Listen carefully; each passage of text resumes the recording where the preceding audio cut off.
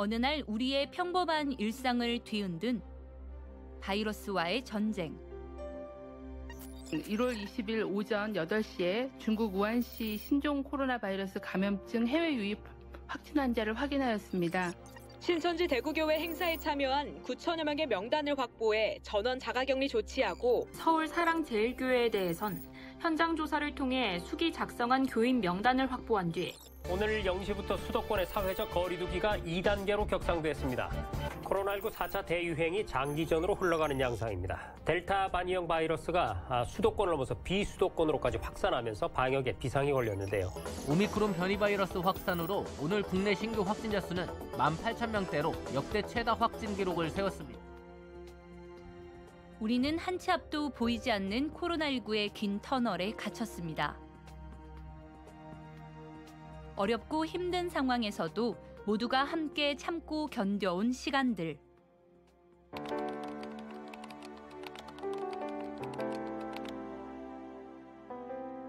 따스한 봄바람과 함께 돌아온 우리의 일상. 그 소중함을 새삼 느끼며 온전한 회복을 위해 오늘도 사회 곳곳에서 희망의 기지개를 켜고 있습니다.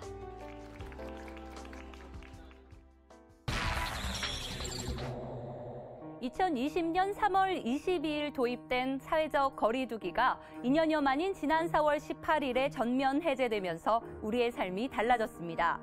특히 이번 달 초 실내 마스크 의무 착용마저 사라지면서 일상 회복에 한 걸음 더 다가섰는데요. 곳곳에서는 다양한 행사와 축제가 열리고 대학 생활을 제대로 즐기지 못한 이른바 코로나 학번들은 찾아온 변화에 만감이 교차하고 미뤄뒀던 결혼식을 준비하며 새로운 시작에 대한 설렘을 간직한 예비 신혼부부까지 돌아온 일상을 누리는 사회 곳곳의 다양한 표정과 포스트 코로나 시대를 맞이하는 우리의 자세를 들여다보겠습니다. 바이러스와의 전쟁 한복판에서 코로나19 임시 선별 진료소로 시민의 안전을 책임졌던 서울시청 앞 광장이 2년여 만에 새로운 모습을 하고 시민들의 품으로 돌아왔습니다. 사회적 거리두기 해제에 맞춰 코로나19 장기화로 지친 시민들의 문화 향유 기회를 확대하기 위해 책 읽는 서울광장으로 탈바꿈한 것입니다.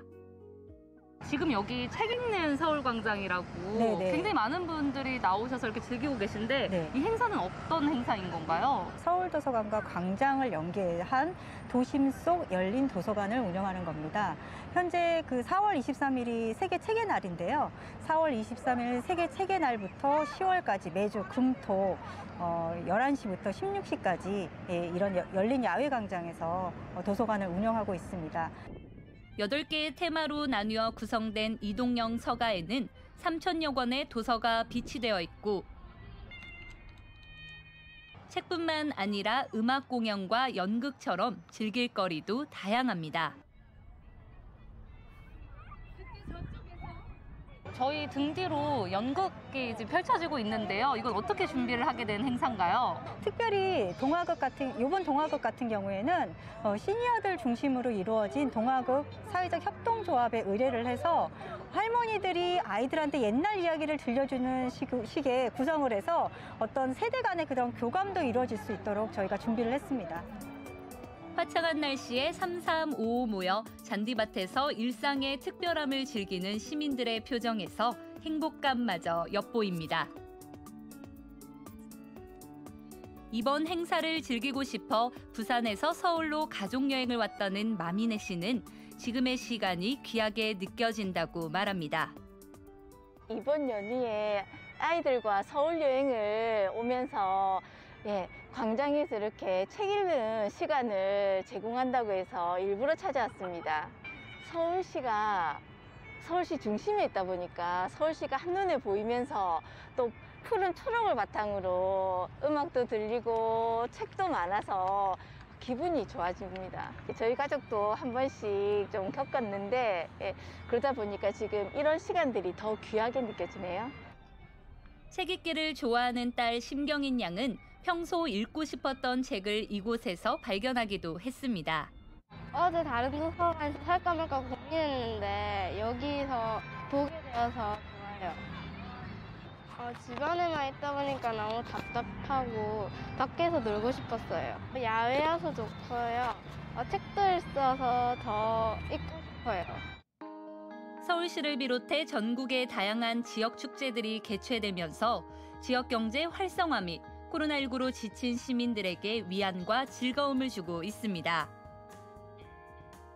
특히 코로나19 장기화로 타격이 집중됐던 문화예술인들의 활동도 활발해질 전망. 서울시를 비롯해 지자체는 침체된 문화예술 분야의 생태계 조성을 위해 공연 및 전시를 기획 중입니다. 코로나가 2000년도 이제 확산이 됐죠. 그래서 저희들도 이제 많은 시민들이 모일 수 있는 대규모 축제나 행사들을 다 취소하고 열릴 수가 없는 상황이었습니다.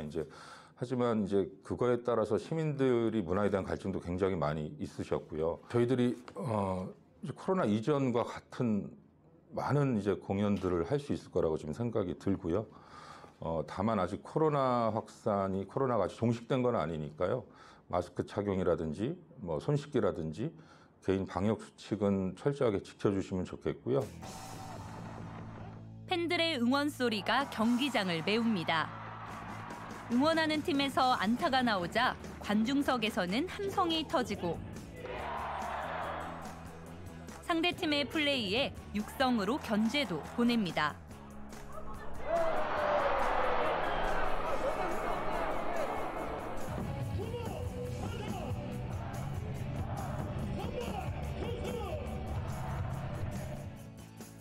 지난 2년간 코로나로 인해 야구장 문이 열리지 않는 날이 더 많았고 육성 응원 금지와 경기장 내 취식 불가로 스포츠 관람에 많은 제약이 뒤따랐습니다. 그러나 올해는 달라졌습니다. 관중은 100% 수용 가능하며 취식과 육성 응원도 할 수 있습니다. 사회적 거리두기 해제로 야구장에서도 돌아온 일상을 만끽하고 있습니다. 기분 너무 좋아요. 오랜만에 와서 먹기도 하고 육성응원도 이제 되니까 진짜 야구장 온 분위기 나서 좋은 것 같아요. 제가 오늘 승용하러 왔으니까 꼭 힘내서 이겨주세요. 화이팅! 처음 왔는데 되게 사람들이 들떠있고 신나는 모습이 저도 덩달아 신나게 되는 것 같습니다. 앞으로 그냥 이런 것들이 더 자연스럽게 생활화됐으면 좋겠고 그냥 밖에서 계속 벗어도 눈치가 안 보이는 세상이 왔으면 좋겠습니다. 가족들과 함께 야구장을 찾은 이용재 씨. 코로나19로 집에서 TV로만 즐기던 야구를 직접 관람하니 감회가 새롭다고 말합니다. 너무 좋아요. 이거 집에서만 보는 거 집에서 아무리 이렇게 TV도 잘 봐도 밖에서 생동감 있게 볼 수 있는 건 없으니까 지금이 딱 좋죠. 현장에 와서 응원을 할 때 선수들에게 힘이 좀 더 전해질 것 같다라는 희망도 좀 있으신가요? 네, 또 그랬으면 좋겠습니다. 팬들의 마음과 응원 소리는 경기를 뛰는 선수들에게 고스란히 전해집니다. 일단 관중분들께서 야구장을 못 찾아뵙고 그다음에 저희 선수들뿐만 아니라 사회적으로 좀 많이 힘들었고 좀 많이 고마워하고 감사한 부분도 있고 마스크 쓰면서까지 이렇게 많이 찾아와 주셔서 이렇게 응원해 주셔서 너무 감사하고 확실히 긴장감도 더 있고 또 이렇게 내려올 때 팬분들이 환호성과 저의 이름을 외쳐주는 게 너무 좋은 것 같아서 지금 너무 즐겁게 야구하고 있는 것 같아요. 경기도 수원시에 위치한 한 대학교. 코로나19로 닫혔던 대학 캠퍼스가 다시 열렸습니다. 정부 방역 지침에 맞춰 수강 인원 25인 이하는 대면 수업을, 26인 이상은 비대면을 원칙으로 하되 필요시 대면 수업을 탄력적으로 운영하고 있고 대학 생활에 꽂힌 축제와 각종 행사도 재개됩니다. 특히 이 대학은 올해 입학해 아직 학교 곳곳이 어색한 신입생들을 대상으로 대학 탐방을 실시하며 일상으로의 회복에 속도를 내고 있습니다. 코로나19 때문에 비대면 수업이 장기화되면서 학생들이 학교에 오지 못했습니다. 그래서 이제 오늘 이 시간은 이제 대면 수업이 시작이 되면서 학생들에게 수원대는 이런 곳이다라는 걸 좀 홍보하고 알아주는 시간을 갖는 시간이라 보시면 좋을 것 같습니다. 지금의 상황이 좋으면서도 낯설기만 한 사람들도 있습니다. 코로나19 사태가 시작되면서 대학교에 입학해 MT, 동아리, 대학 축제를 정상적으로 즐기지 못한 일명 코로나 학번입니다. 이들에게 설레는 개강과 북적이는 학교, 친구들과의 즐거운 만남은 먼 얘기. 혼란 속 새내기였던 첫 번째 코로나 학번인 20학번 김수정 씨는 어느덧 3학년이 됐습니다. 시험 기간을 제외하고 학교에 간 횟수를 손에 꼽을 정도. 평소 여행을 좋아하고 사람들과 어울리는 것을 즐기는 그지만 이제는 컴퓨터 앞에서 보내는 대학 생활이 익숙해졌습니다.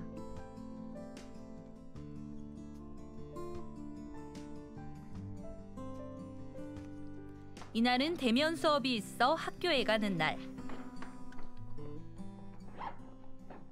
오전에는 집에서 비대면 수업 듣고 오후에는 사회적 거리가 해제되면서 대면 수업 들으러 학교에 가야 해요. 대학 입학 후 처음 접하는 대면 수업에 대한 반가움도 있지만 3학년임에도 아직까지 학교 곳곳이 낯설고 졸업까지 시간이 얼마 남지 않았다는 점에서 만감이 교차합니다. 사실 인터넷이나 이런 데서 보면 20학번을 미개봉 중고라고 부르거든요. 이게 학교 생활을 제대로 해보지도 못하고 졸업을 할 수도 있다라는 뜻에서 그렇게 부르는 건데 사실 저희 학교가 되게 넓은데 제가 와본 건물이 몇 개 안 되거든요. 아직도 학교 지리도 잘 모르기도 하고 그리고 뭐 교수님들이나 또는 친구들 이런 것도 잘 모르기도 하고 그래서 아직도 학교는 너무 새롭기만 한데 저는 벌써 3학년이 돼버려서 뭔가 새내기의 그런 느낌을 만끽하지 못하고 졸업을 앞두고 있어서 조금 아쉬운 감이 있습니다. 그럼에도 대학가에는 코로나19 사태 이후 찾아온 변화에 훈풍이 불고 있습니다.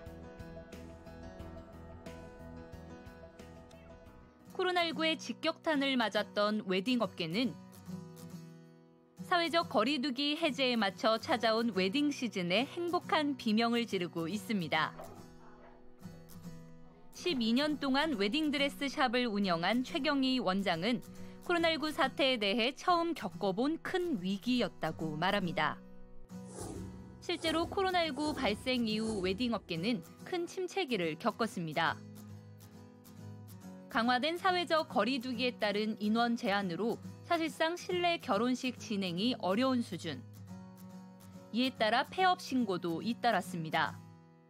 한국예식업중앙회에 따르면 전국의 예식장 수는 코로나19 발생 이전인 2020년 1월 893곳에서 올해 1월 783곳으로 줄어든 상황. 엄청 힘들었죠. 저희가 이제 그 코로나가 왔을 때 잠깐이면 되겠지 이렇게 생각을 했었어요. 근데 이게 뭐 1년, 2년 막 이렇게 가니까 너무 힘들었고요. 처음에는 웨딩을 예약을 해놨다가 취소하는 경우가 너무 많았어요. 그래서 진짜로 힘들었고 어떻게 버텨야 되나 이제 이런 생각만 하고 여기까지 오긴 했는데 지금도 너무 힘들어요. 이제 그런 상황에서 좋아지겠지 이게 하다 보니까 진짜 몇 년이 흘렀네요. 그동안 결혼을 미뤄왔던 예비 부부들은 사회적 거리두기가 해제되자 예식을 서두르고 있습니다. 5년 열애 끝에 올해 12월 결혼식을 준비 중인 복성규 조혜진 예비 부부는 예복을 고르는 지금 이 순간이 꿈 같기만 합니다. 친구들 하는 거 보니까 이제 그 결혼식 예약을 했다가 또 취소하고 넘어가고 이런 경우가 많았어가지고 저희도 똑같은 상황이 나올까봐 그것 때문에 이제 계속 미뤄지다 이제는 나이가 좀 있다 보니 조금 이제는 좀 서둘러서 그냥 코로나가 있더라도 준비를 해야 되겠다 이렇게 생각이 들었습니다. 지금 신부님 드레스 입으로 들어가셨는데 네. 기다리는 마음이 어떠신가요? 너무 처음이어서 너무 떨리기도 하고 설레는 게 사실 더 큰 것 같아요. 우와.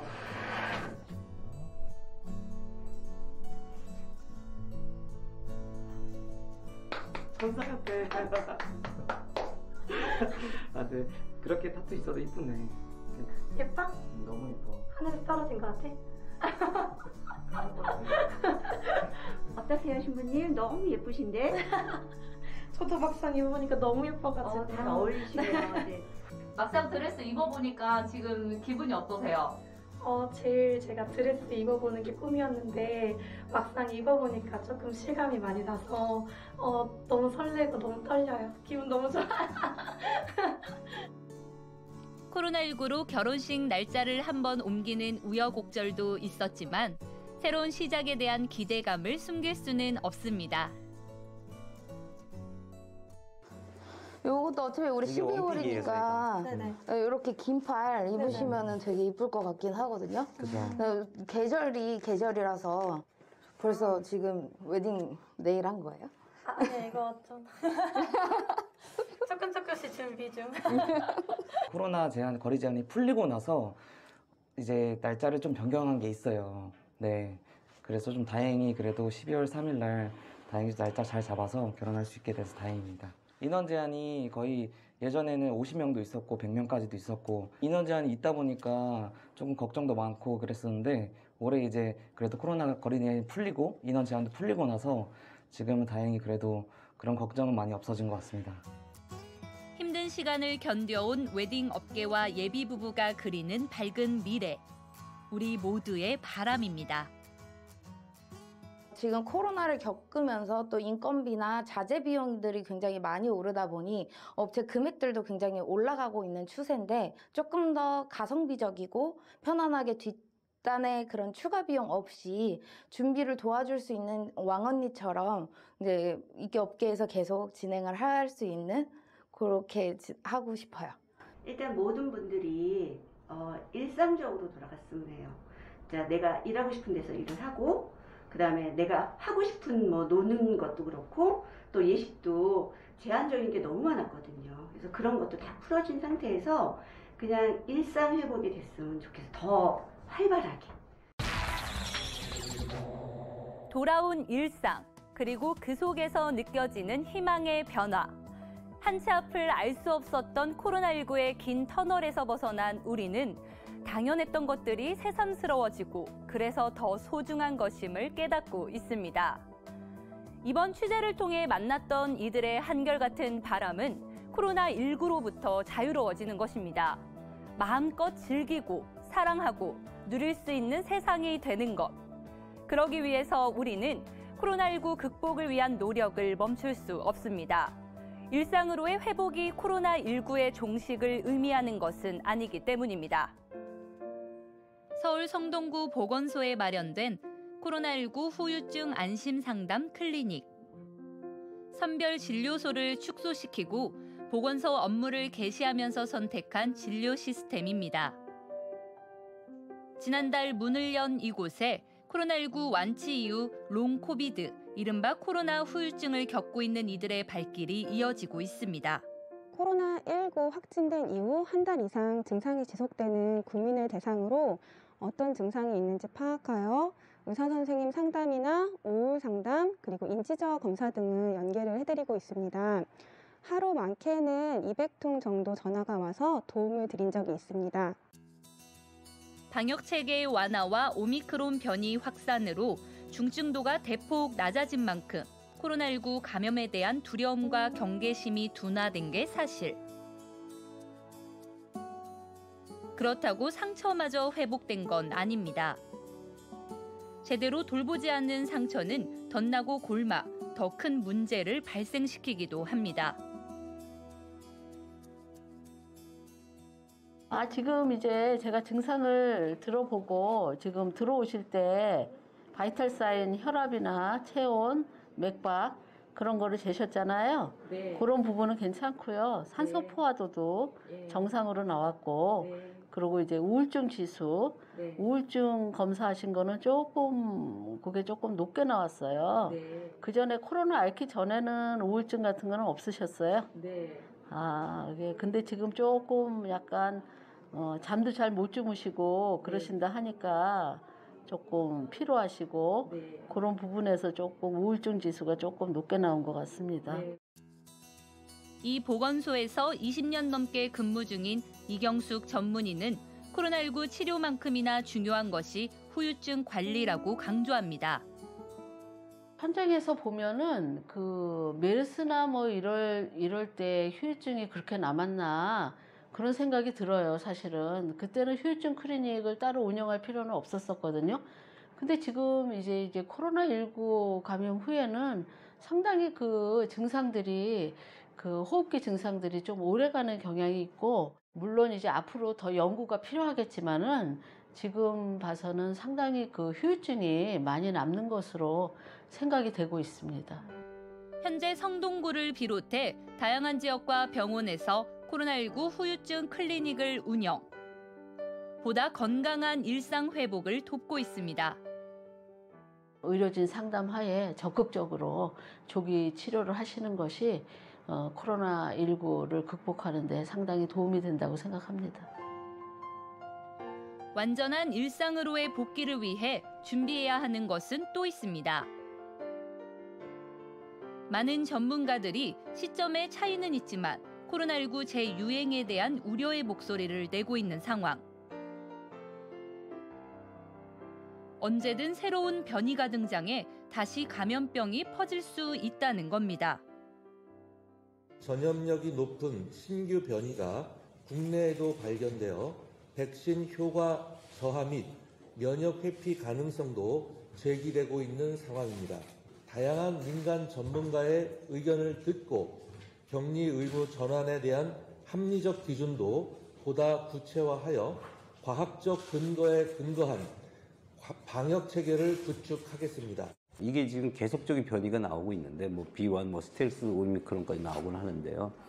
결과적으로는 바이러스 자체가 이제 점점 증상 자체가 좀 약화는 될 거예요. 이건 바이러스 특성상 그렇기 때문에 대신에 아직까지는 그 방역은 유지를 해야 된다고 생각합니다. 사회적 거리두기와 실외 마스크 의무 착용이 해제됐지만 실내 다중시설을 이용하거나 50인 이상의 행사에 참석하는 경우 마스크 착용 및 방역 수칙을 철저히 지켜야 하는 점은 기존과 동일합니다. 또한 정부는 지속 가능한 방역을 위해 코로나 대응 체계를 재정립한다는 계획입니다. 새 정부의 방역 정책은 한마디로 거버넌스 개편과 대국민 소통 강화입니다. 감염병 위기 대응 자문기구 등을 통해서 전문가 의견을 최우선으로 반영하는 거버넌스로 이 코로나19에 대응하겠다는 것이고요. 방역을 위한 전문위원회를 설치하고 이전 정부에서 시행된 거리두기 결과를 분석해 오는 8월 중 새 가이드라인을 마련하겠다는 것. 이번에 인수위에서도 그렇고 정부에서도 과학적인 객관적인 지표를 중심으로 해서 방역 체계, 의료 체계를 개선하겠다라고 하잖아요. 예방 쪽에 관련된 방역의 전문가가 있고 감염의 전문가가 있고 그리고 그 예방에 대한 전문가들 있잖아요. 이런 분들이 같이 들어 좀 예측이 가능한 이러한 그 매뉴얼화 하면 좋겠고. 따스한 봄바람과 함께 돌아온 우리의 일상이 다시 위협받지 않도록 단단한 준비가 필요한 때입니다.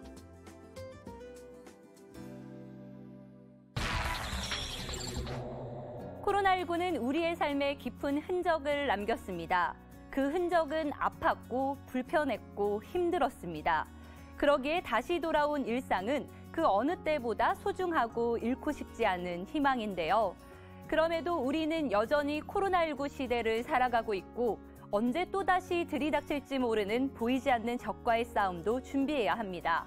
지속 가능한 방역을 위한 정부의 로드맵, 위기 상황에서 더 빛나는 국민성, 우리의 희망은 보이지 않을 뿐 이미 우리 곁에 있습니다.